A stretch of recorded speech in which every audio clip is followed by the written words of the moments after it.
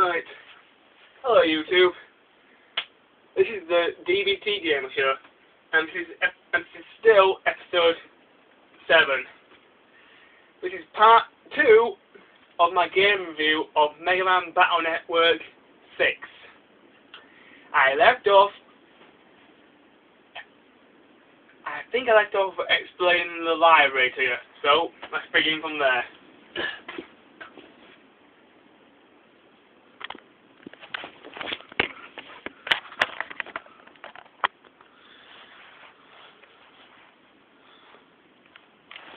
Right, that's my DS fired up, so let's begin from where we left off.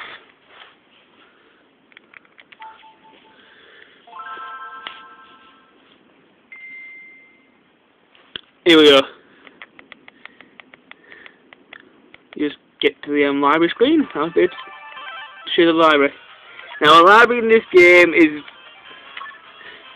quite similar to Battle Network 1, 2, 3, and 4.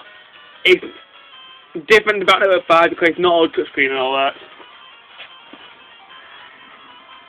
I mean, it's still separated into categories like it was in Battle Network 3 and 4. Your categories are in this game are standard chips, mega chips, giga chips, secret chips, and your program advances. Your standard chips are your cannons, your health replenishers, your swords, your barriers, your shields, all that sort of stuff. Your mega chips are basically your Navi chips. The Navi chips have appeared in most of the Battle Network games, apart from Battle Network 4, where some of them were left out.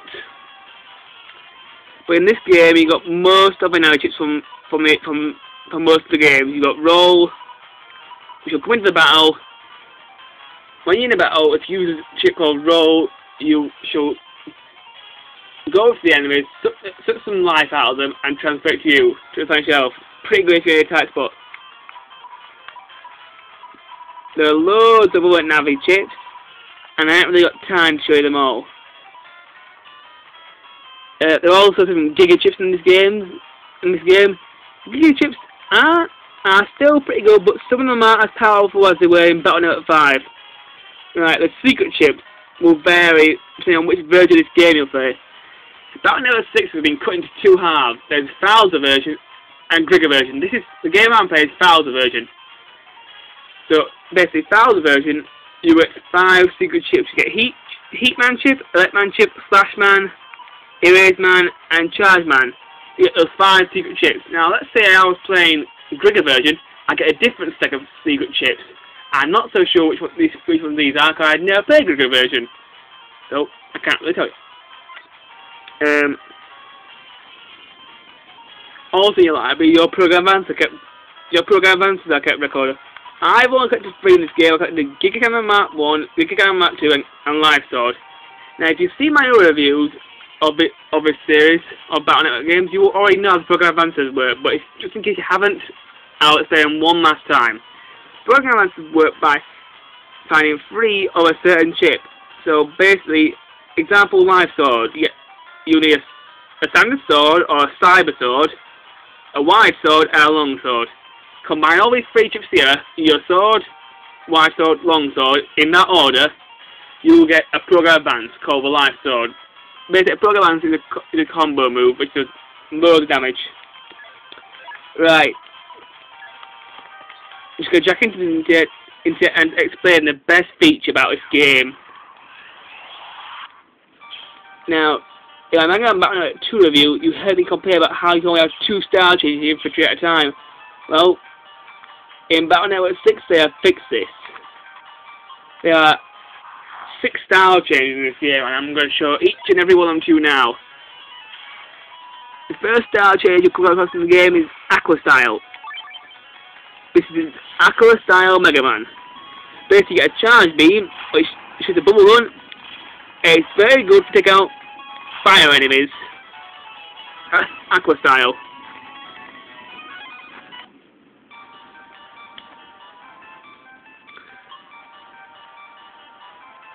So, the next start change I am going to show you is another good one. This is Tomahawk style. This style rules. So if you use your charge beam, it turns. See that ant come to Mega Man's arm? So you get really close. You do that. You can take out both lines at once. So that's Tomahawk style. Now the next style change is a piece of shit. It's the worst style change I've ever seen in a Mega Man Battle Network game. It's the only bad one in the game, so I will show you. Just get up in your battle so I can show you this really, really crappy one. This one is useless. In this game, you have two grass style changes, and this grass style change is pointless. Couldn't they just put something different in? This is Tengu style. This is pointless.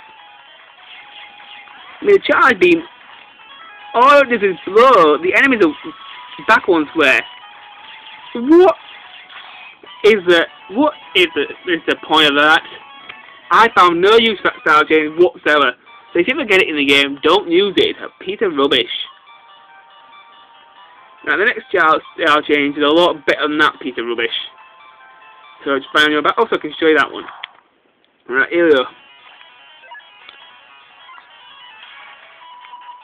This is grind style. This style change is quite good for beating pretty slow enemies. Basically, it gives Mega Man a massive drill into his charge beam. So if you do this, it can even teleport.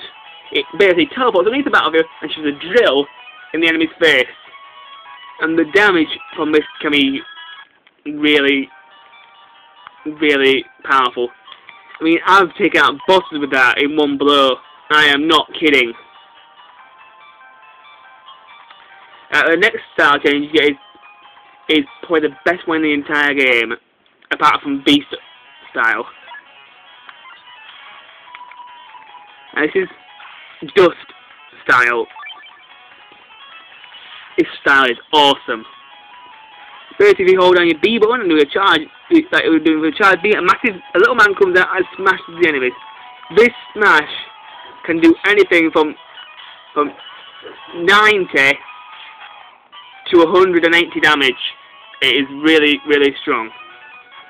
That's all the style change I can show you at the moment. There is one more style change, but I will cover that in part 3 of my game review. So, that's it for now.